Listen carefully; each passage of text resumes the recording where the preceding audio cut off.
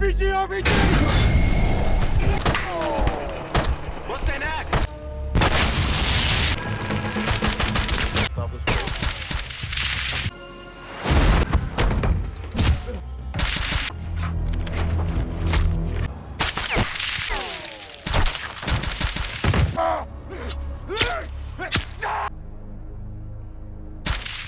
At the beginning of the movie, we learn that a group of missionaries are trying to escape the Kunar province of Afghanistan, heading toward the Pakistan border. Military personnel decide to send in a team of Navy SEALs to meet up with the missionaries and escort them to the border. Fortunately for my recap, the chopper carrying the SEALs is attacked, and a lone soldier, Master Chief Richard Murko, falls from the chopper into the thick forest below. Murko soon comes awake, slowly gathering himself as he rises to his feet. He finds his weapon a few feet away, and soon realizes he is deep in the middle of nowhere. He sets up his communication and tries reaching out to his teammates but gets no response, and a distance off, the chopper lies in ruins. He radios back to command, reporting his current situation, and command responds as they are tracking his position from a drone overhead. The drone scans the crash site for any survivors, but they report back that there is no sign of life. The news shakes Murko, but when he spots some tangos on a nearby ridge pushing toward the crash site, he plans to intercept them. Command orders him to disengage, reminding him that his entire team is dead, but Murko knows that if there are any survivors, he needs to get to them before the tangos do. Suddenly, the tangos fire a rocket launcher at the crash site, so Murko wastes no time and starts moving. The three armed fighters seem to spot some movement at the crash site and begin loading another rocket to fire when Murko snipes the shooter. The two other fighters return fire on his position, but Murko uses the rocks as cover and skillfully takes out a second shooter. The last man gets on his radio and calls in for reinforcements, and Murko soon learns that a large number of tangos are grouping at his position.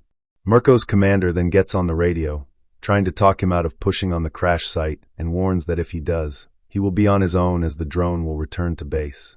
He could die out there, but Murko tells him that a SEAL never dies. Fighters begin to gather at his position, so Murko lays down gunfire before taking off.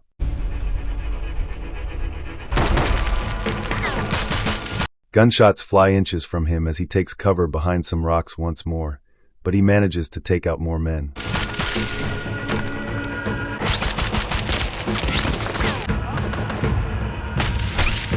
He is pinned down, but one fighter pushes, and Murko takes him out before taking off once more.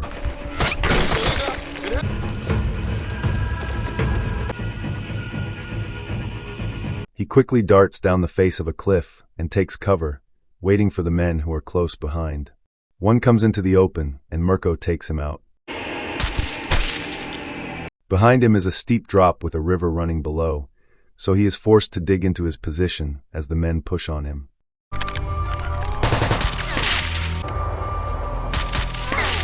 They trade bullets from behind cover, each side at a stalemate, so Murko makes a decision. He lays down fire long enough to keep the men behind cover before jumping over the cliff.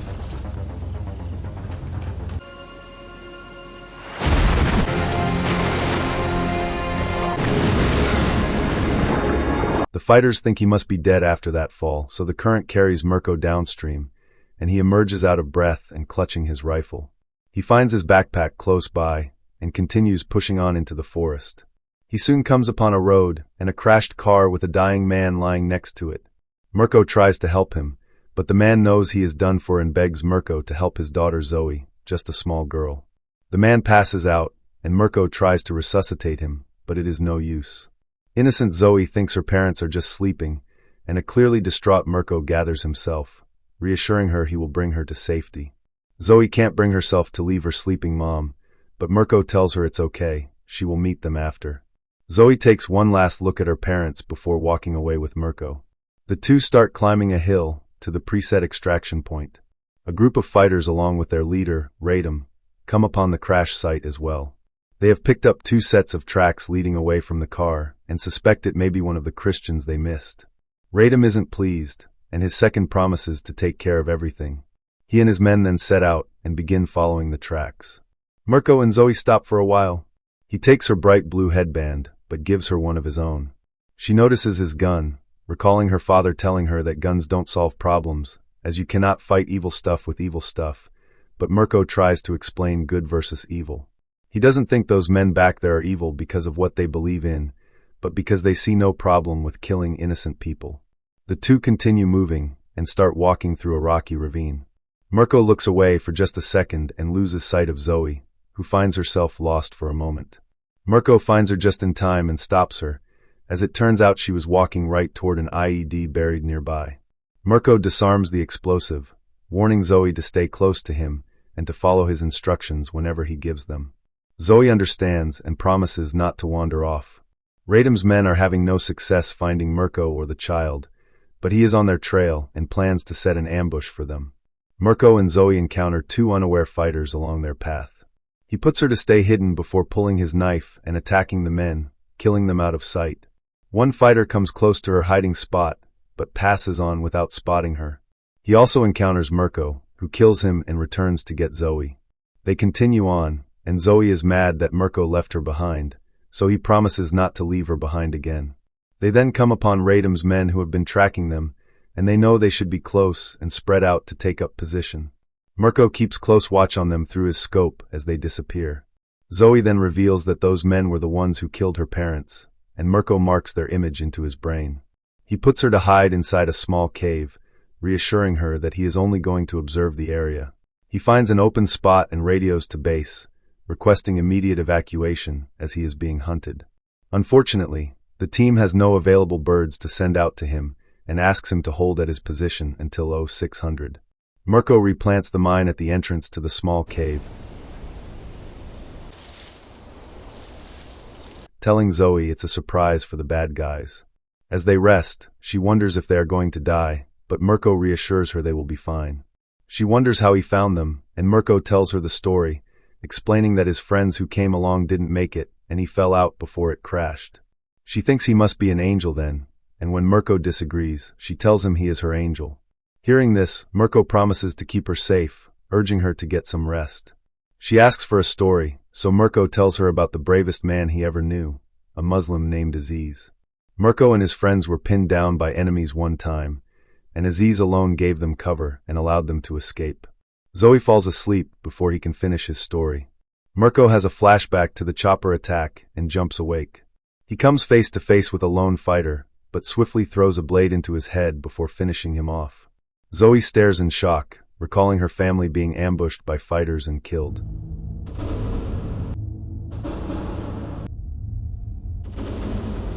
She is frozen in place, forcing Mirko to drag her behind him.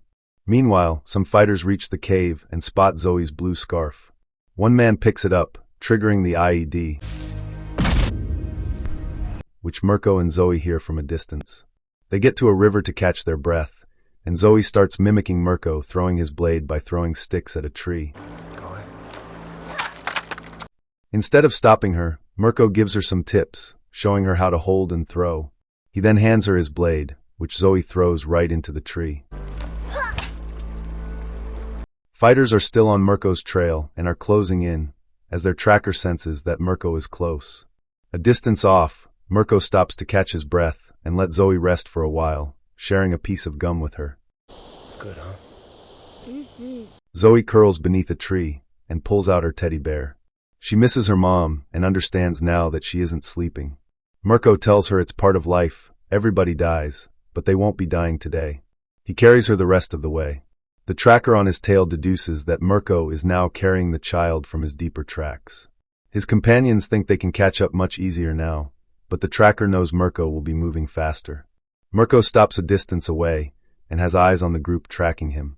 Zoe wanders off again, this time encountering Radam himself. Mirko comes up behind him, and Radam hides his walkie, claiming to be just a goat herder searching for a lost goat. He offers to lead Mirko and the girl to his village, which is just in the next valley over. Mirko has him disarm himself and searches him, then takes him up on his offer for help. Radam leads through the forest. He strikes up a conversation with Mirko, explaining that he was born in Pakistan, but moved here when he was a boy. Command then radios in, confirming they have an available bird and the exfil coordinates with Mirko, and Radam hears everything. All this time, Fighters are closing in around them.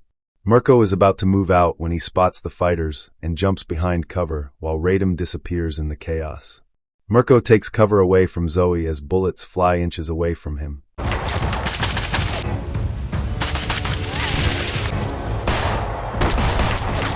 The fighters try pushing, but Mirko holds them back.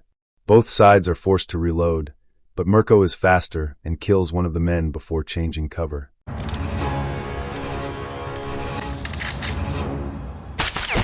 The second shooter becomes enraged at his friend's death, pulls a grenade and charges at Mirko, who quickly clears the obstruction and drops him. There is no sign of Zoe, and Mirko starts retracing his steps, but she has disappeared. He scans the surrounding area, then spots a set of tracks, which lead him to a cave where he sees Zoe's doll on the ground. At the entrance of the cave, a fighter senses trouble but is ambushed and killed by Mirko, who takes his black jacket before pushing further into the cave with his pistol at the ready. Inside one of the rooms, Radom has Zoe locked inside a cage, promising not to hurt her. He notices her necklace, which belonged to her father, and snatches it away. Mirko makes his way through the cave, and on the other side he comes upon a village being used as a base for the fighters. One fighter surprises Mirko, who drops him. He starts clearing buildings looking for Zoe, killing 2 more men just standing around.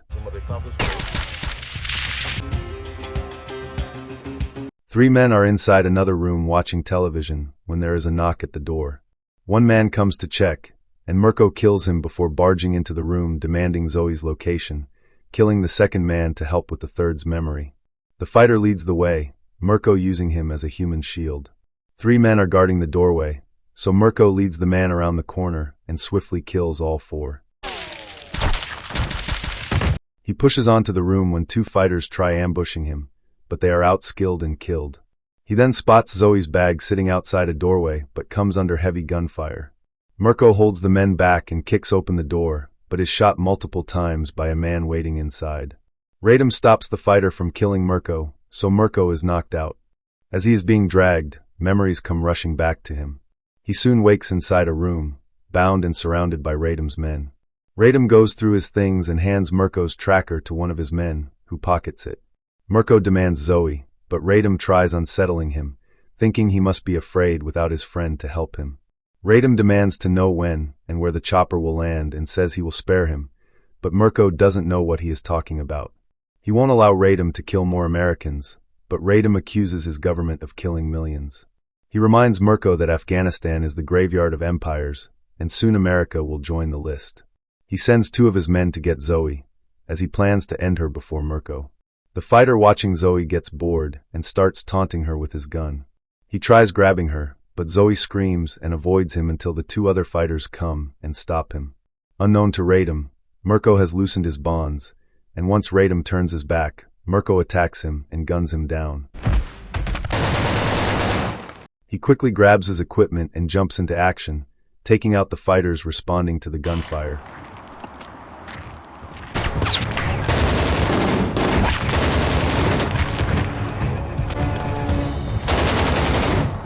His rifle soon runs out, so he switches to his sidearm. He kills 1 man trying to push, but gets pinned down by another, unable to move. The man pushes, but Mirko surprises and kills him. He takes a few bullets to his vest and falls. The shooter comes over, but Mirko shoots him in the balls. He then takes the tracker from the fighter. Command tries, but fails to reach out to him to warn him of incoming reinforcements. Mirko hears Zoe scream and rushes to the room, killing a man there. He finds her inside the cage, but takes a blade to the back before killing his attacker. Despite the injury, he rushes out with Zoe, trying to hold back the large number of fighters flooding his way. He makes it out of the village, sprinting up a hill with Zoe in his arms and fighters on his tail. His injury causes him to fall, and he tells Zoe to run, but she refuses to leave him and helps him to his feet. He gathers himself once more, this time pushing toward the top of the hill. He can go no further and falls, using himself to shield Zoe. As the men advance on them,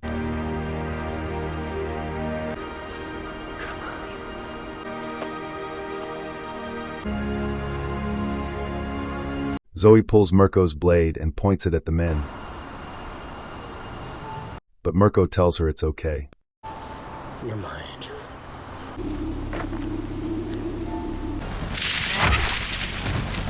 Suddenly, the fighters begin to take fire as a team of Marines advances over the hill, killing many of the men and sending the others running.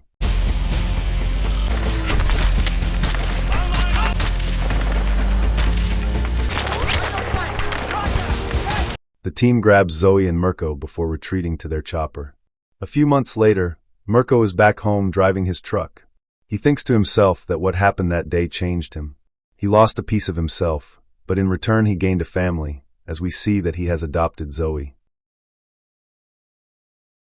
Thanks for watching. If you had a good time, go ahead and hit that like button, drop a comment, and of course, subscribe for more recaps just like this. And hey, don't click away just yet. YouTube thinks you'll love one of these 2 videos popping up right here, so check them out next.